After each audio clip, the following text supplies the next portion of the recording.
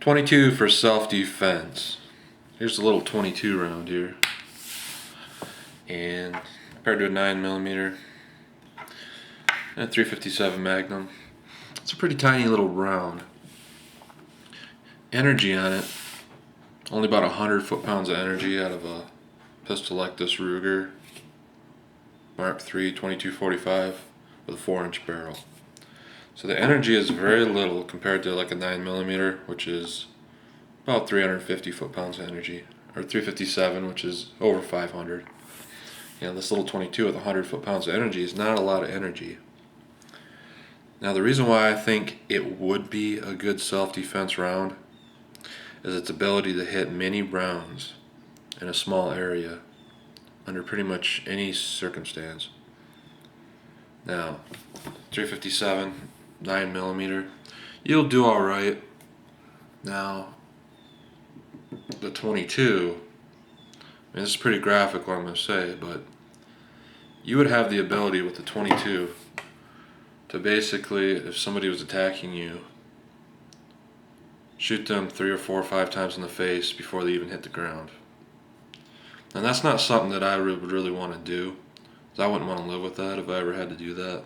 I'd much rather shoot somebody in the chest with one big man stopper and have them go to the hospital, recover, and then go to trial and whatever.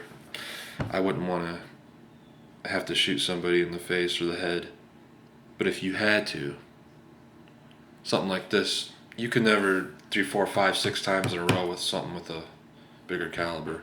You could with something like this, and that really is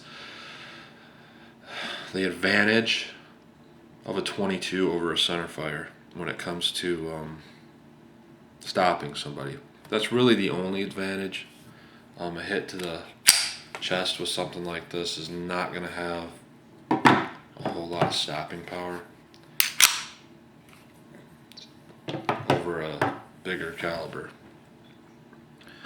Now, one thing that's cool about the 22 is you get quite a few rounds in either a semi-automatic or a revolver.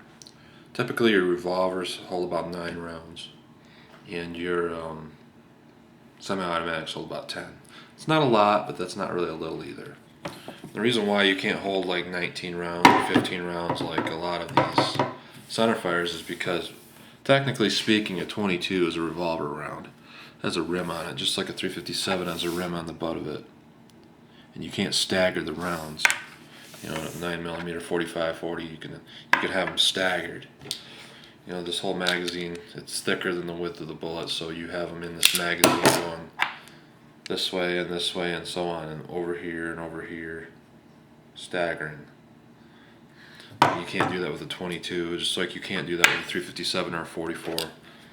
So if you have like a 357 Desert Eagle or 44 Magnum Desert Eagle or any kind of revolver caliber in a semi-automatic pistol, the capacity is usually pretty low because you can't stagger the rounds.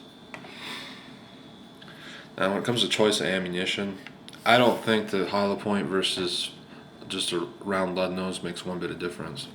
I've tested hollow points on water jugs or through clothing and water jugs, and they don't expand any more than just a round nose. There's just not enough velocity. There probably would be in a rifle, but not in a handgun. But what does matter is having something that's going to function correctly.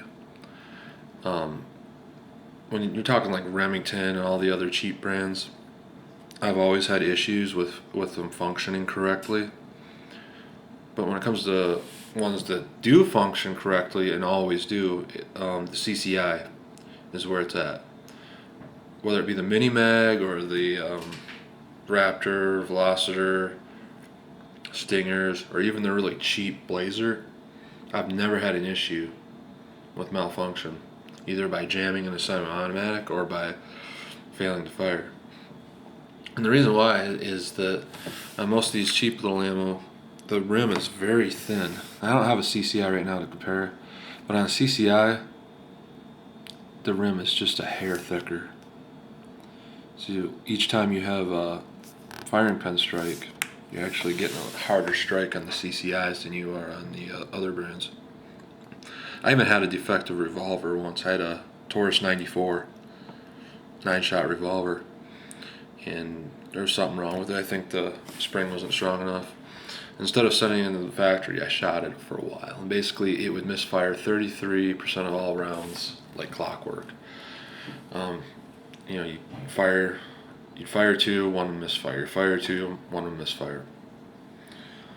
Every brand of ammo except CCI. The CCI pretty much never misfired in that gun. So CCI really is the best ammo for that. But yeah, the 22.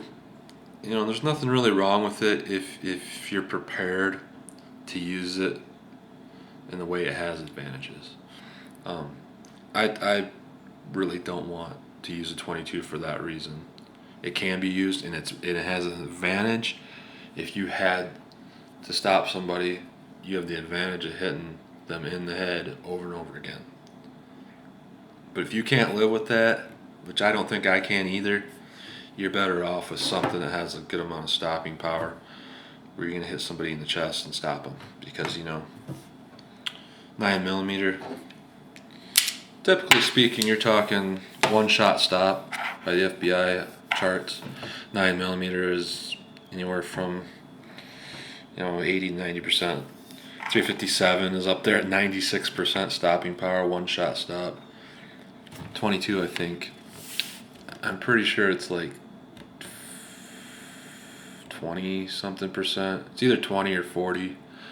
It's very low, so it doesn't have a lot of stopping power. So the only way to use it effectively is with a headshot. And yeah, you'll be able to hit 3 or 4 or 5, 6 shots in somebody's head before they hit the ground, even with them coming at you. Versus you can't do that with these typically. But like I said, that you're gonna live with post-traumatic stress for the rest of your life if you do something like that. So for me, I like the bigger calibers. So that's what I think on 22. So with the right ammo, it's just as reliable. And function with the CCI. I've tested them, even the cheap Blazers. It's about 1 in 1,000 that have any kind of failure. I've went through multiple boxes in a day or a weekend. Multiple times I've went through 1,000 rounds, and it's about one failure per 1,000 with CCI.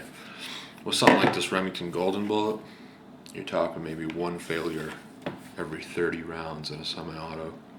That's not acceptable. But CCI, yeah, that's what you're going to want to use if you do choose a 22. So that's my thoughts on the 22. Also, you can become much more proficient with it because you can shoot it more with the cost of ammo, and it's easy to shoot 1,000 rounds. As where you shoot 1,000 rounds with a 357, you're going to be hurting. So, all right, that's my opinion. Thanks for watching.